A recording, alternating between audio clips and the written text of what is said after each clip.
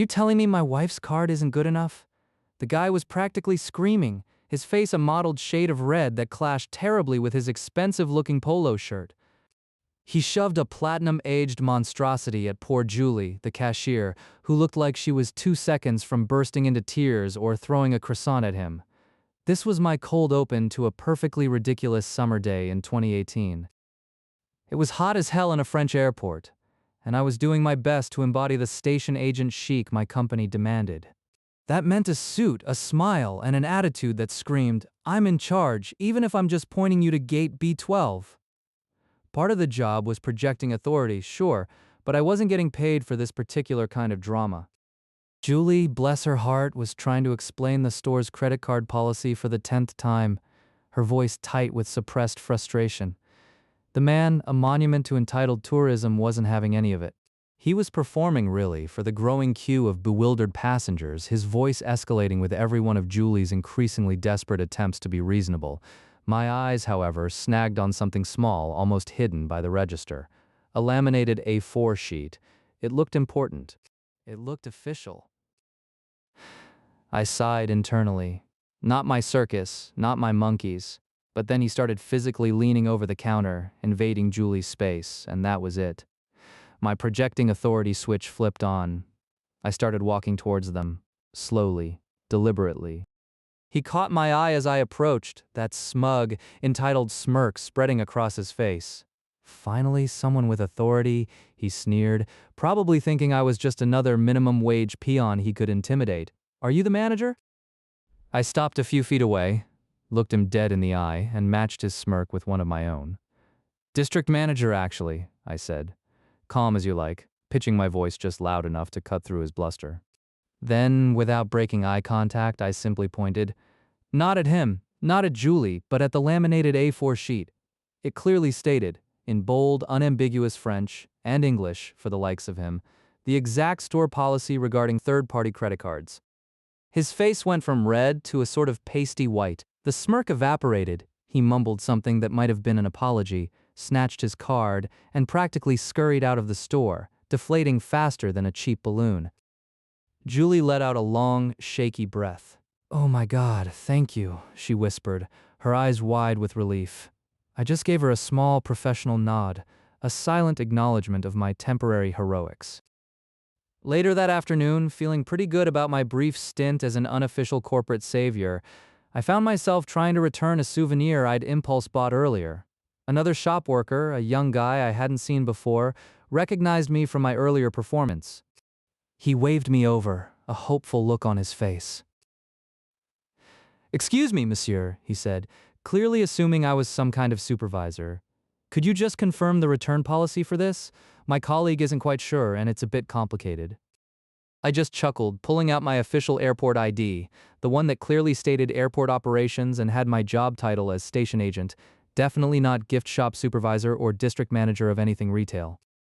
"Sorry, pal," I grinned, flashing the ID for good measure. "I don't actually work here."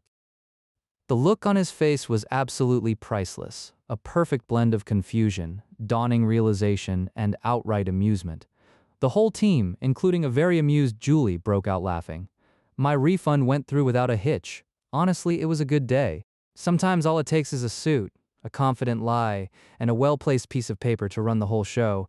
And sometimes it's just damn satisfying to remind everyone you're not actually part of it. Liking the vibe so far? Hit that subscribe button and stick around, the next story's even better. My eyes were barely open, coffee still a distant dream when she stormed through the double doors of the staff duty desk.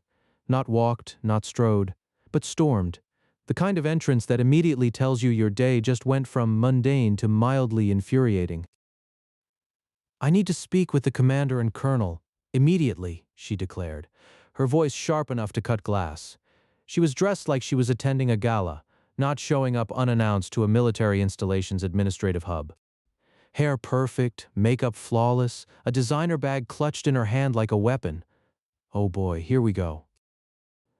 "I'm Kai, and I've spent enough time behind this desk to recognize the species. The military spouse who thinks her significant other's rank grants her a VIP pass to everything. And today she decided her VIP pass included bypassing all protocol to demand a private audience with two of the most senior officers on base. Ma'am, I'm sorry," I started, trying for my most polite professional tone. "They're not currently in the office, and they're usually only available by appointment. Do you have one scheduled?" Her laugh was brittle. "Appointment? Don't be ridiculous. My husband is Lieutenant Colonel Redacted, and I have extremely important personal matters to discuss with his superiors. It cannot wait," she said, personal like it was code for top-secret clearance required. I resisted the urge to roll my eyes so hard they might detach. "All right, ma'am. I can try to reach their offices for you, but I'll need to confirm what this is regarding so they know whether to make time." I gestured to the phone. The standard drill. She crossed her arms, a look of profound offense on her face. "That is absolutely none of your business. It's a private matter between me, the commander, and the colonel." This was going to be fun. I sighed internally and dialed the colonel's office, getting their assistant. "Hey, it's Kai down at the SD desk. I have a woman here, says she needs to speak with the commander and colonel about urgent, important matters. No appointment. Says her husband is Lieutenant Cole, Redacted." A pause on the other end. Okay, Kai. We don't have anything on their schedules. Do you know what these important matters are?" I glanced at the woman, whose foot was now tapping impatiently. "Ma'am, they're asking what the matters are about. I need some context." "I told you," she hissed. "It's private. Are you implying I'm lying?" Her voice was starting to rise, attracting the attention of a couple of people passing by. Back on the phone, I relayed her non-answer. The assistant sounded increasingly bewildered. "Kai, she needs to give us something. We can't just interrupt the commander and colonel for an unscheduled, unknown personal matter with no details. What's she even expecting them to do?" I pressed my lips together, my own patience wearing thin. This wasn't a bank. These weren't customer service reps. "Ma'am, they really need some indication of what this is about. I can't put you through without it. They're very busy." "I am his wife," she practically screeched, slamming her designer bag on my counter. "Do you understand the implications of that? My husband serves this country, and I deserve to be heard. Are you telling me you're going to disrespect a military spouse?" That's when I knew she'd fully committed to the Karen-level escalation. I took a deep breath. "Ma'am, I respect your husband's service, and I respect military spouses. But everyone here operates under protocol. If this is truly important, you need to follow the proper channels. That means either making an appointment with their assistants and providing a reason for the meeting, or going through your husband's chain of command." The assistant on the phone, clearly having overheard the outburst, chimed in. "Kai, just ask her if her husband is deployed, and if so, where. This is sounding off." I put the phone on mute for a second. "Ma'am, is your husband currently deployed?" Her face went from furious red to a slightly paler shade. She hesitated. "That's also private." "Ma'am, I just need to verify your husband's status for the colonel's office," I said, my voice losing its polite edge. "It's a standard question." She glared, then huffed. "Fine. He's currently deployed to generic Middle Eastern country." I unmuted the phone. She says he's deployed to generic Middle Eastern country. There was a longer pause this time. Then, the assistant's voice sharper and more concerned. "Kai, can you confirm she said Lieutenant Colonel Redacted?" "Yes," I affirmed, looking at the woman. "That's what she said." "Okay, Kai," the assistant said, a new firm tone in her voice.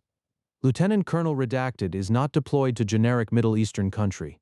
He's currently assigned stateside, attending a professional military education course, and he's been there for the last 6 months. Furthermore, his wife's name is not woman's name. I'm looking right at his personnel file. You need to tell that woman she needs to leave the premises immediately, or we will be calling security." My jaw almost hit the desk. I looked at the woman, who was now staring at me with a dawning look of panic, like she'd just realized her carefully constructed house of cards was crumbling. "Ma'am," I said, My voice now perfectly level. The Colonel's office has just informed me that Lieutenant Colonel Redacted is not deployed. He's stateside, and his wife's name is not yours. Her face went utterly white. What? That's impossible. You're mistaken. No, ma'am, I countered, leaning forward slightly. They're quite clear. They're also asking you to leave. If you don't, they'll be calling security to escort you out. She stammered, grabbed her bag, and sputtered something unintelligible about disrespect and lies. But the fight had completely drained from her. Without another word, she whirled around and stormed out even faster than she'd stormed in, the double doors swinging shut behind her. I picked up the phone again. She's gone, I told the assistant. Good grief, Kai. What was that? Beats me, I chuckled, rubbing my temples. Just another day at the office, I guess. At least my coffee's ready now. You're stealing! The roar slammed into me just as I reached for a bag of those ridiculously overpriced American sour gummy worms. Before I could even turn, a hand, not my own, violently yanked a packet of crisps from my basket. I know you, little thief! You think you can just walk out of here with my stuff? His face, red and contorted, was inches from mine, his breath sour. All I could think was, seriously? Today? My heart hammered against my ribs. This was supposed to be a good day. My 18th birthday was less than a week away, and I'd just received the weirdest severance package of my life. After 3 years of working at this very market since I was 15, I was getting canned for the most corporate reason ever. My pay was about to jump because I was finally an adult. A decent bonus for getting the boot, though. And what better way to spend it than on a glorious sugar-fueled splurge? My American candy haul was practically a defiant middle finger to my former employers. But now, here was Male Karen, a walking, talking embodiment of everything that was wrong with entitled customers. He was a regular menace at the market, infamous for his self-appointed role as store detective and for having been banned more times than I could count, only to somehow wiggle his way back in. I guess the management had a short memory, or just a bad one. Excuse me? I managed, my voice a little shaky. I don't work here anymore. I was fired last week. I gestured vaguely at my completely normal, non-uniform attire, a hoodie and jeans. I was just another customer hoping for some peace and quiet and a sugary treat. He scoffed, a disgusting wet sound. Oh, sure you don't. That's a new one. Fired, eh? Trying to avoid accountability, are we? I saw you earlier, lurking by the organic vegetables, probably trying to sneak a few extra things into your little employee discount basket. He yanked another item, a box of imported cereal, out of my basket with a sharp tug that nearly sent it flying. Hey, stop that! I finally found my voice, anger starting to override the shock. You have no right to touch my belongings. I'm a customer, just like you. I clutched my basket tighter, my knuckles white. A customer?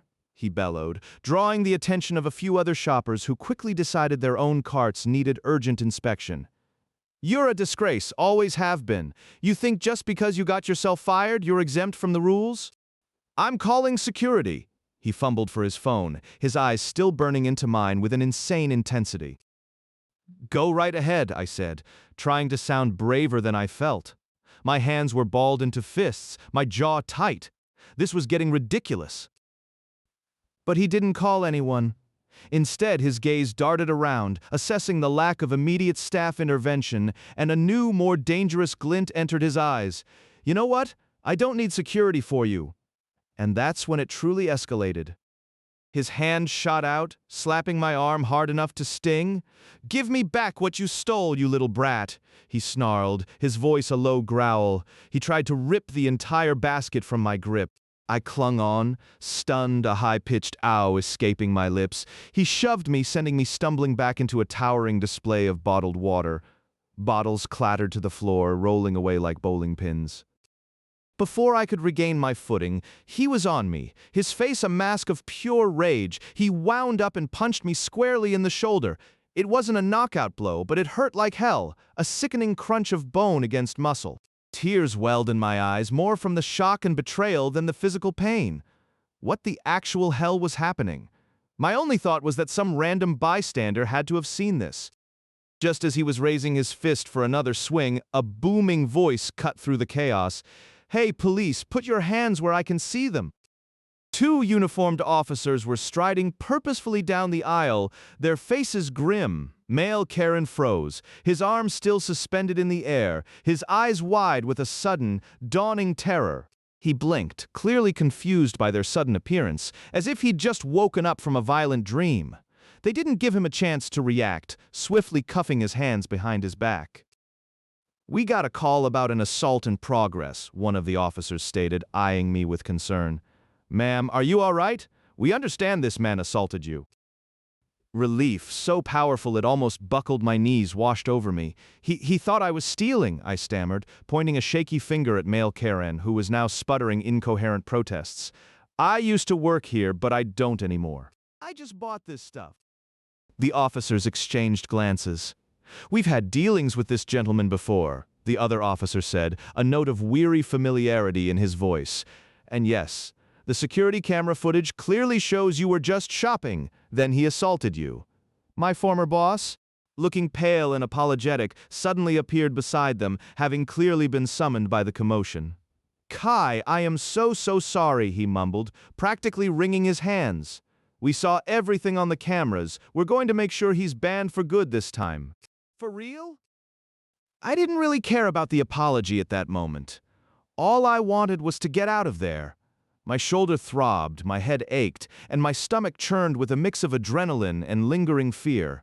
As I finally walked out, my precious American candy clutched tightly in a new bag, the setting sun casting long shadows, I couldn't help but wonder, how many times would someone like male Karen be allowed to wreak havoc before a store actually stood up for its customers and employees?